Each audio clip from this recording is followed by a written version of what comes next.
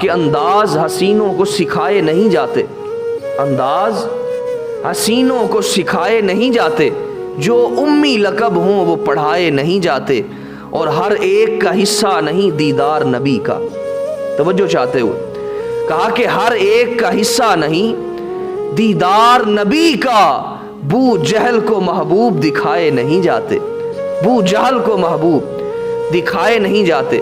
ہیں تو وہی آقا، وہی محبوب ہیں، وہی اللہ کے حبیب ہیں۔ ابو بکر دیکھتا ہے تو قربان ہو جاتا ہے، عمر دیکھتا ہے تو نچھاور ہو جاتا ہے، عثمان و علی دیکھتے ہیں تو اپنی جانیں قربان کرنے کے لیے پیش کر دیتے ہیں، مگر ابو جہل بھی دیکھتا ہے، ابو لہب بھی دیکھتا ہے، عتبہ عتیبہ شیبہ بھی دیکھتا ہے، مگر ان کے سامنے ان کی حقیقت آشکار نہ ہوئی۔ یہ اس انداز سے نہ دیکھ سکے جس نگاہ سے، جس محبت سے، جس پیار سے حضور کے غلام حضور کی زیارت کیا کرتے تھے، حضور کو دیکھا کرتے تھے۔ لہٰذا انہوں نے محمد ابن عبداللہ کو دیکھا جو حضرت عبداللہ رضی اللہ تعالیٰ عنہ کا در یتیم ہے، ان کی زیارت کی، مگر انہوں نے محمد الرسول اللہ صلی اللہ علیہ وآلہ وسلم کو دیکھا۔ دیکھنے والی نظر ہوتی ہے۔ اب بارش گندگی پر بھی برستی ہے اور خوشبو پر، پھولوں پر بھی برستی ہے۔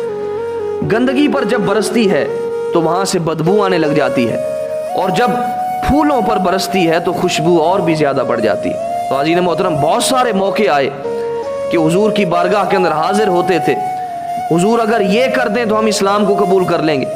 ابو جہل آیا تھا حضور کی بارگاہ کے اندر، مٹھی بند کر رکھی تھی، کہا کہ آپ اگر بتلا دیں کہ میری بند مٹھی کے اندر کیا ہے تو میں کلمہ پڑھ کر مسلمان ہو جاؤں۔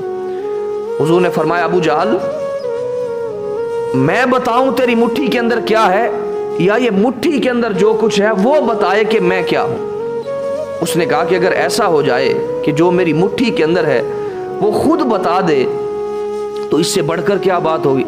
اب آقا کریم علیہ السلام نے اشارہ فرمایا، مٹھی کے اندر کنکروں نے پکار کر کہا، اشہد ان لا الہ الا اللہ واشہد ان محمدن عبدہ ورسولہ۔ اب ابو جہل جس کے مقدر کے اندر ازلی بدبختی تھی، اس نے کہا کہ یہ تو معاذ اللہ جادوگری ہے، یہ تو جادوگری کے ذریعہ سے آپ نے اس سے اپنی زبان سے ان سے کہلوایا ہے۔